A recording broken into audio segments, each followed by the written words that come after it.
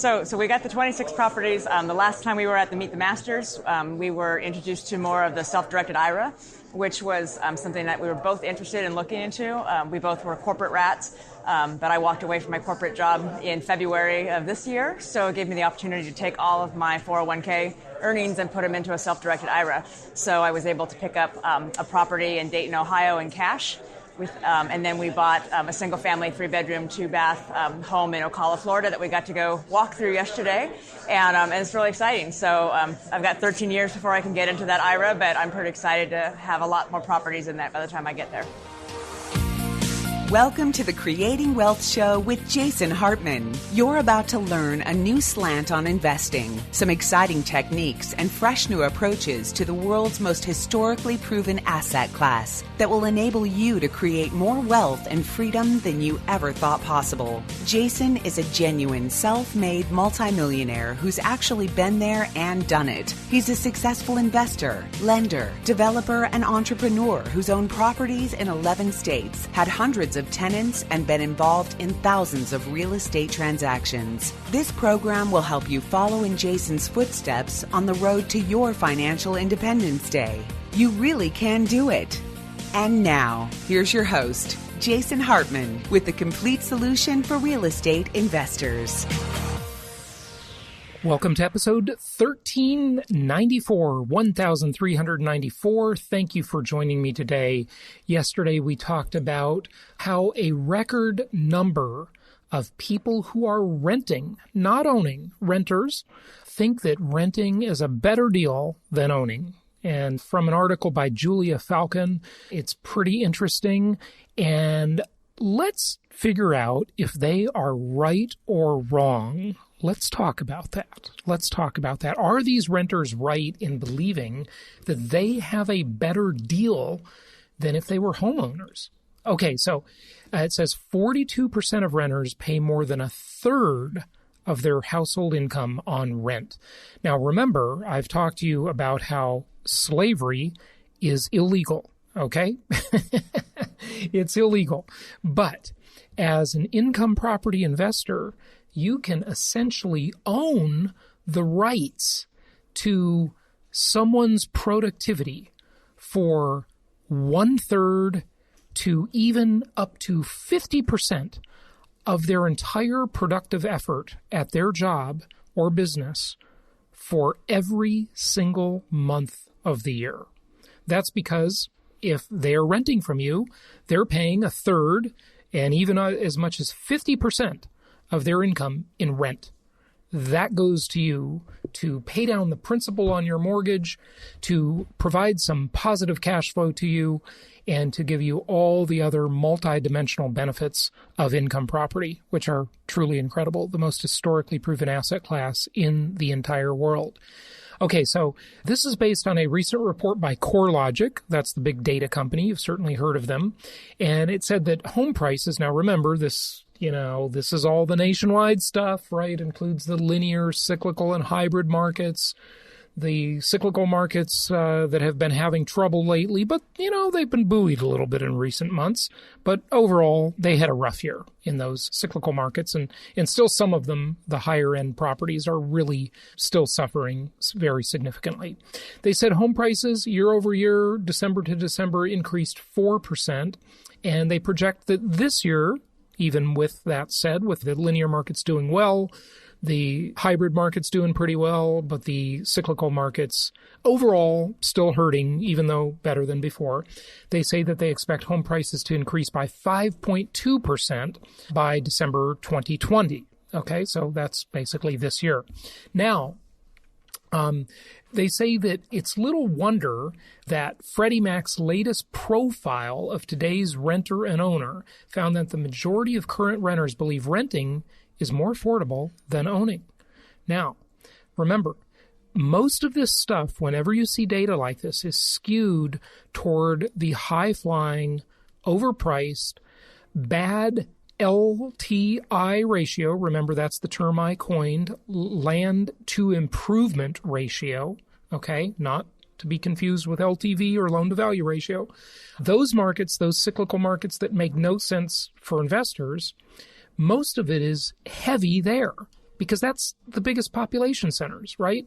I mean, there's a lot of people in Los Angeles, in the Bay Area, in New York and Boston compared to the amount of people in Little Rock, Memphis, and Indianapolis, right? Makes sense. Those are the big population centers, right? So anytime you hear these national statistics, you know that they're going to be skewed that way.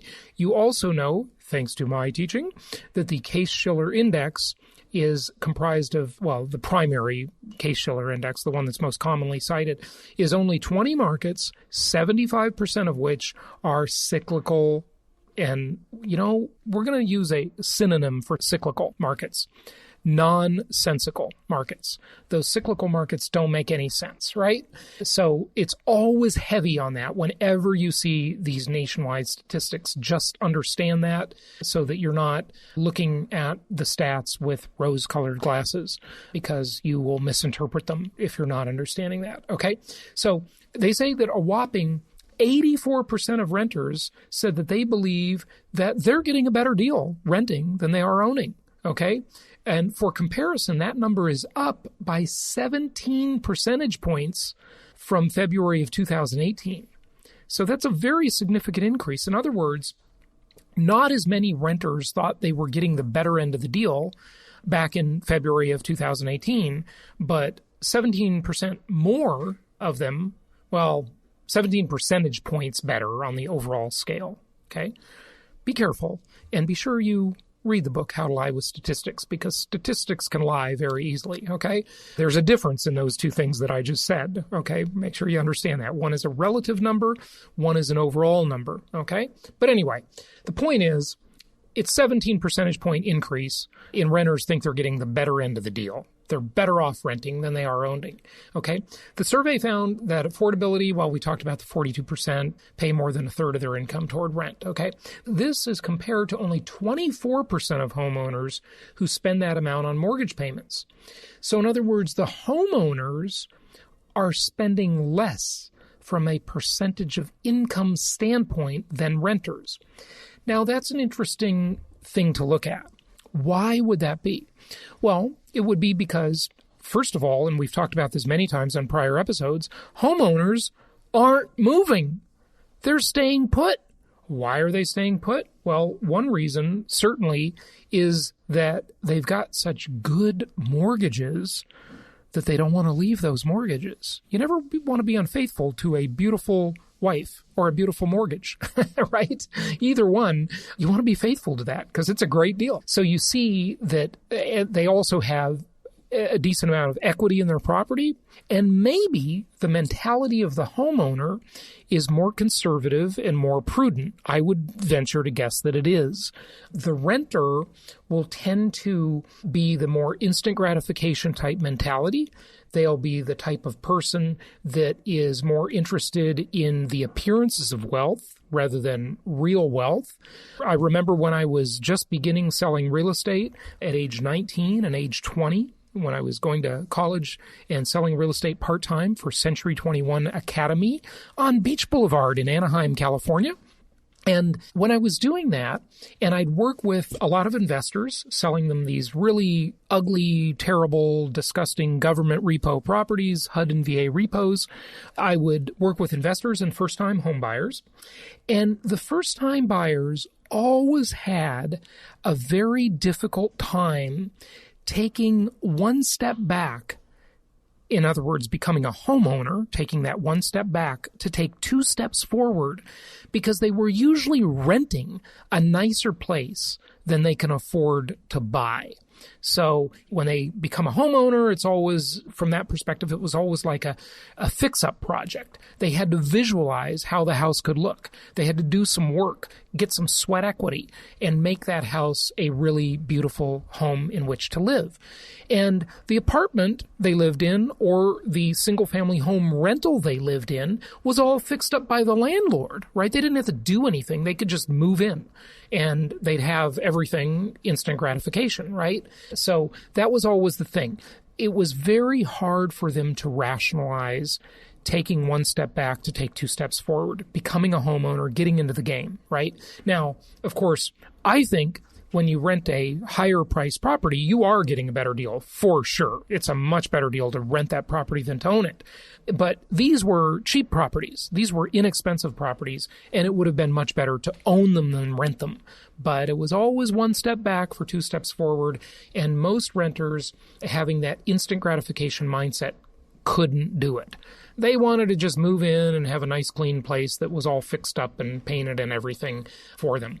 So it's an interesting thing. So the question we started with, do you think these renters are correct? Do you think they're right? That, basically 84% of them think they're getting a better deal owning than renting. So it looks like this time the tenants are right. In most cases, in the heavily weighted cyclical markets, the tenants are getting a better deal by renting, and maybe you should join them. If you are a homeowner of an expensive home, maybe you should consider moving and renting a high-end property. But I will say it's a little harder. It was hard for me when I moved to Florida. I could not really find a good luxury rental for myself, and I attribute that because so many of those big luxury homes have been converted to Airbnb rentals. So the short-term rental market has distorted the market and sucked some of the supply out of the marketplace for high-end rental properties. So anyway, we'll see. As I always say, Airbnb has yet to go through a recession. So we'll see how it all goes. Okay, we've talked about California and its attempts to commit state suicide. We see further evidence of this. So last year, California, of course, passed 3 very serious laws that will handicap its economy and cause productive people to leave the state. They've been incentivizing productive people to leave for nearly 2 decades now, if not more. Uber, the ride-sharing giant, of course, they are shutting down, or they have shut down, their Los Angeles office. They laid off about 80 employees there. Now, you know that California basically said, look, if you want to have ride-sharing companies, all those drivers need to be employees. They can't be 1099 independent contractors. They can't be freelancers. And this is the heavy hand of a ridiculously intrusive government. If a person wants to work and a person wants to hire, or a company wants to hire, what business is it of the government to get in the middle of that transaction? It is none of their business. But we see the absolutely stupid decisions repeated by politicians. And, of course, California also enacted statewide rent control last year. Absolutely ridiculous. So we'll see where it goes. All right. So today, our guest is going to talk about a very handy app for your smartphone that you can use with your property managers or with your contractors and repair and maintenance people and with your tenants. So if you are self-managing, this is a fantastic tool for you. And we are going to go into that in the interview here in just a moment.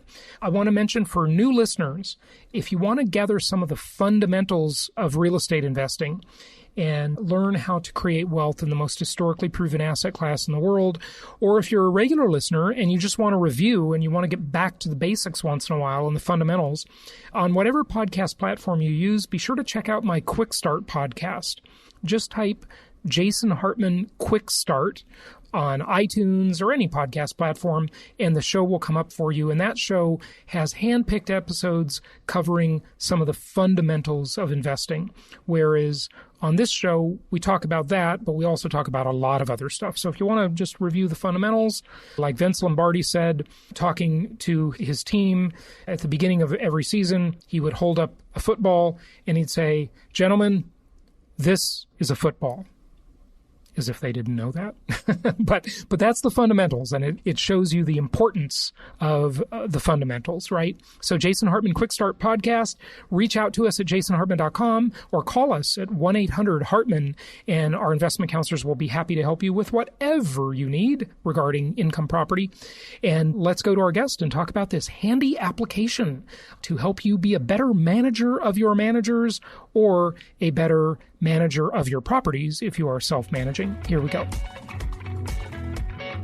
I'm always trying to show you new technology that will help you better manage your properties and be a better investor. And today we've got a treat. We've got Peter Sisson. He is the founder, I believe he's the founder, of Yaza.io. This is a great little app. It's currently free, and it can really help you keep people honest, vendors, property managers, etc., tenants even. So let's dive in. Peter, welcome. How are you? I'm great, Jason. Thanks for having me. My pleasure. You're coming to us from San Francisco area, I guess? I am indeed, Okay. and it's a beautiful sunny day out here. I don't want to make anyone feel jealous, but we're having some good weather, even though it's normally our rainy season. Hey, it's pretty nice in Palm Beach, Florida, too. So I imagine so. And the cost of living and the state taxes are zero. So, I like that. There you go. Gotta like that. Anyway, hey, I found this app. I wanted to get you on the show. Thanks for coming on. It's a great tool. We teach people how to manage their property managers. We also teach them how to self-manage. And when someone sends you a video or a photo of, say, something on your property that needs to be repaired, the problem is, people give an air of legitimacy to a little video clip they were sent. But the reality is they don't know when or where that video was taken. And you solve that problem, right? That is correct. Fantastic. And it's a big problem and Yeah. a growing problem, not just for realtors or investors, but anyone who wants to be sure that something happened at a certain time at a certain place. And how we do that is basically think of Yaza as a messenger where you can share and exchange videos, except every video that's on Yaza is recorded in Yaza. And at the time it's recorded, we force the user to identify the location. It actually guesses it, and then they can adjust it and timestamps it and uploads it and encrypts it. It can't be altered. It can't be edited. There's no way that you can have fake videos on Yaza. Great. Okay, so when you receive a video clip, where that video clip is from. It will allow minor adjustments, though, because the GPS, of course, is not perfect, right? Is that why you do that? Okay. And that was a lot of work for us. So Right. we do a really good job at guessing your location, and it'll fill it out for you. But it's just, you record the video, release, and then your next step is simply to accept the location it suggested, or you slide the map around until it gets it, and then you post it. Okay. And, important aspect of this too is that when you then want to share it, like let's say it's a contractor who's like, I can't send you a video. It's going to use up all my data plan. Well, that's not how Yaza works. We store the videos on our servers in HD, and they stay in HD, and they're shared only with links. And that means that these videos can be shared instantly without using any bandwidth. And it also allows us to authenticate them, because if you see a video that doesn't have the link, then it's no longer linked to the master and could have been altered. Okay, interesting. I get what you're saying. I hope the listeners get that too, because it's coming from your server. And so that link is what tells you that there was no foul play in between.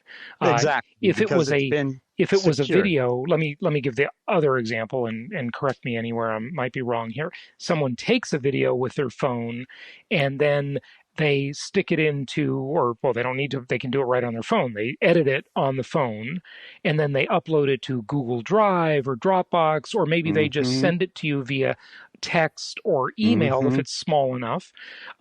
You never know where that video was taken. You never know when that video was taken. It could have been a hole in the wall that was caused by the tenant from 2 years ago. And now they're showing you a picture of it today and saying, oh, you got to repair this. Send me, $400. And it's fake. So this is a great way to have fraud prevention. So it's a wonderful thing. Now, and not just that, sorry to cut in, but what is really exciting is that once you've got everything identified with location, our interface is map-based. So all of the videos get organized around the properties. So if you're an investor with multiple properties, automatically those videos appear at those properties on the map. So you can, if everything's coming from Dropbox or Google, you don't know which property it belongs to. You don't know exactly what you said, where it comes from, whether it's authentic or not. Right. And with Yaza, that's never a problem. And then one other thing that I think people will like is that the videos are searchable for content. So we run them through what's called an image classifier, which is artificial intelligence. It goes through, identifies every object it recognizes in the video, and then that's you great. search for the videos Awesome. based on those objects. Okay. So in other words, if you remember, gosh, you saw this video and you can't remember what property was it. I think that tenant had a red sofa. And so you can literally search that. I don't know if it'll pick out red sofa specifically, but I'm just giving an example. And then you can find what you think. That's how our memory works. You know, our brains do these funny associations, and now the AI can help you find something. So it really keeps your filing system organized over the years also, right? All those videos get organized. They're all in HD. They don't use any memory on your phone or anybody else's phones. We handle all that for you. Okay, fantastic. Now, what was the real genesis of Yaza? Was it really meant to be like a social networking tool or sort of a WhatsApp? Or that's a great question. Or what was the intent of it? Sometimes things have alternate uses, as we know, that turn out to be the ultimate use. The alternate use becomes the ultimate use. And that's exactly what's happening here. Is I like to say that good products are not invented, they're discovered. And the trick is you have to get your product out there quickly as you can so that customers can start to give you ideas and feedback. And what happened is we put it out and realtors found it. And suddenly Sotheby's top realtor from California, she did 82 million last year, is posting house tours at all her properties. And you can, with Yaza, you can do, 30-second video, then do another 45 seconds. So one for each room. They all get organized in the property and they play in order. And so it's ideal for realtors. And we had thought about that use case, but we didn't realize how quickly they were onboarding. So we have Coldwell Banker, Douglas Elliman, other firms are starting to get word. So they're using it to basically do house tours, narrated house tours on the app. So most buyers can look at the properties through those tours without having to physically visit them and then narrow down which houses they actually want to tour. It just saves both sides a ton of time. And then along the lines of what you're talking about, then they're saying, I could use this to have my house the house inspections be validated. I could use this to manage my contractors remotely, have them show, when something was completed and they send a little video.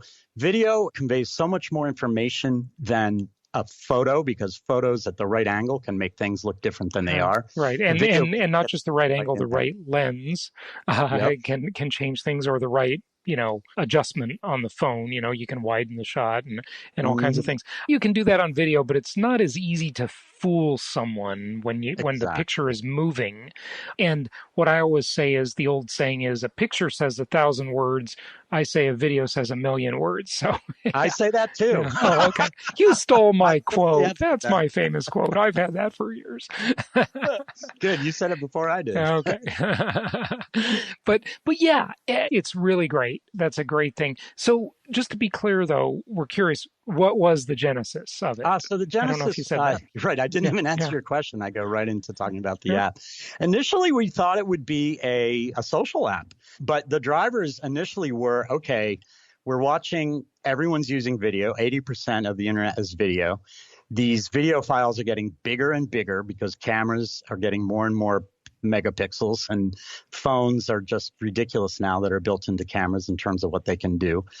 And we have all of these factors happening. And then we have this sort of issue where deepfakes is happening. So people are getting really good now at creating fake videos that make people say things they never said. Those are scary and amazing. Scary. So just explain, if you would, for some people don't know, what is a deep fake. I've seen some with presidents' heads on them saying things they didn't actually say, but explain a little more of what that is to people.